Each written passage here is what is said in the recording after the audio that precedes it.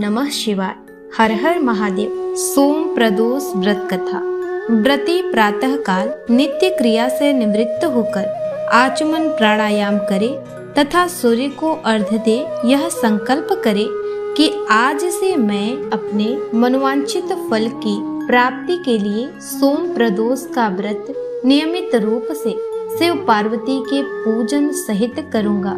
संकल्प करने के बाद गणेश आदि देवताओं का पूजन करे, फिर शिव पार्वती का विधि से पूजन करे तथा ओम उमा सहिताय शिवाय नमः इस मंत्र से 108 बार जप करे।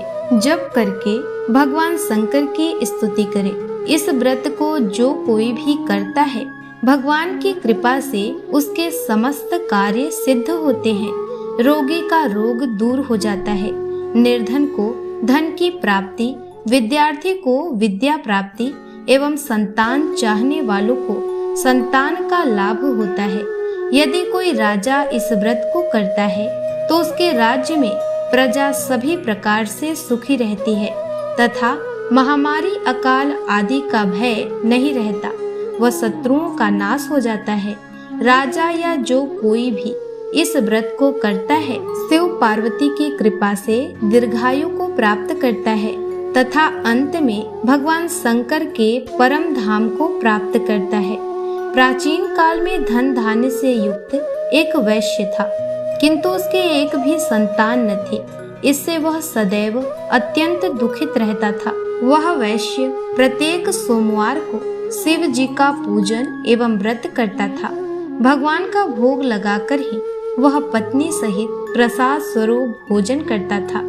उसकी भक्ति को देखकर पार्वती जी ने शंकर जी से कहा कि यह वैश्य अत्यंत भक्ति पूर्वक आपकी पूजा करता है, अतः आप इसके दुख को दूर कर इसे संतान प्राप्त होने का वरदान दे। तब शंकर जी ने कहा कि यह वैश्य के पूर्व जन्म का फल है, इसके भाग्य में पुत्र सुख नहीं है। मैं इसे पुत्र प्राप्ति का वरदान तो दे रहा हूँ, किंतु वह 12 वर्ष तक ही जीवित रहेगा। कुछ समय के बाद भगवान की कृपा से उस वैश्य को एक सुंदर पुत्र की प्राप्ति हुई। पुत्र के होने से वैश्य ने आनंद मनाया, किंतु वैश्य की चिंता दूर न हुई। उसे ज्ञात था कि उसके पुत्र की आयु केवल 12 वर्ष की है, किंतु फिर भी प्रसन्नता के साथ 11 वर्ष बीत गए। वैश्य की पत्नी ने अपने पति से कहा कि पुत्र विवाह योग्य हो गया है, अतः आप उसका विवाह कहीं कर दें। वैश्य ने अपनी स्त्री से कहा कि अभी पुत्र को विद्या पढ़ने के लिए काशी भेज रहा हूँ, अभी विवाह की क्या चिंता है। विद्या प्राप्त करके लौटने पर कुमार का विवाह करूँगा। इस प्रकार से अपनी पत्नी को समझा बुझाकर उसने पुत्र के मामा को बुलवाकर विपुल धन दिया और कहा कि तुम अपने भांजे को विद्या अध्ययन के लिए यज्ञ आदि कराते हुए तथा ब्राह्मणों को भोजन व दक्षिणा देते हुए काशी ले जाओ। लड़के का मामा अपने भांजे के साथ घर से विदा होकर वैश्य के बताए हुए रास्ते के अनुसार यज्ञ आदि कराते हुए एक नगर में पहुंचा।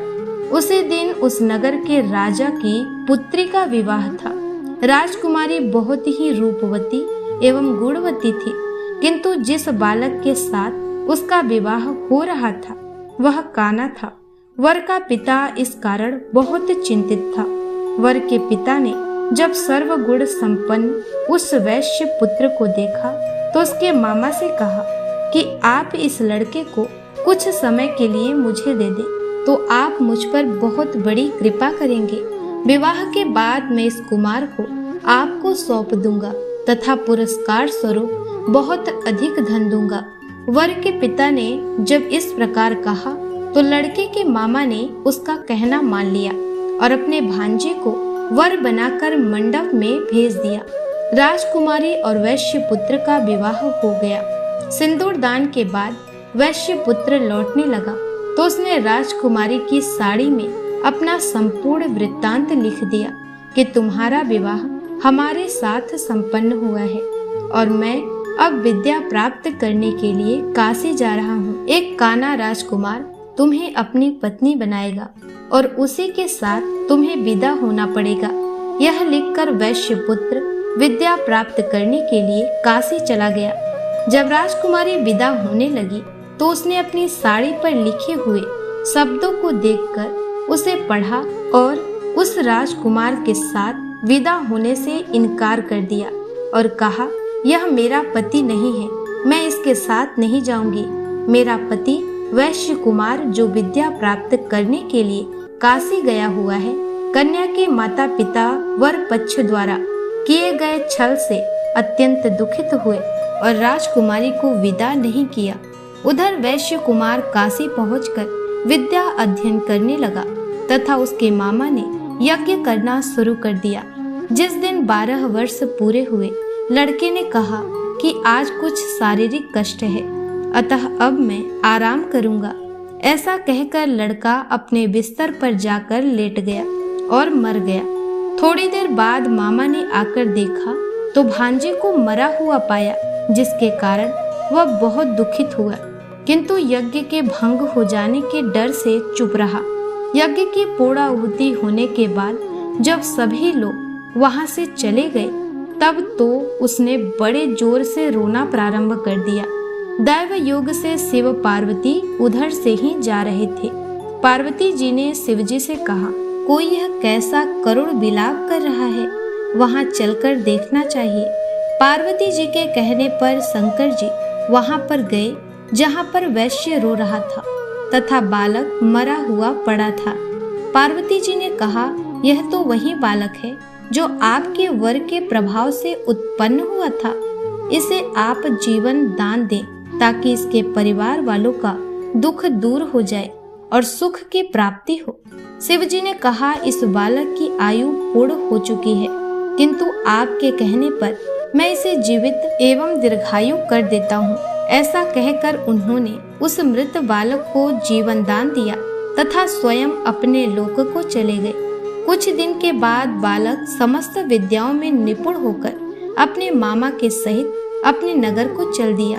मार्ग में उसी नगर में फिर वहीं रुका जहाँ पर उसका विवाह हुआ था। वहाँ पर उसने यज्ञ किया तथा ब्राह्मणों को भोजन कराकर दक्षिणा दी।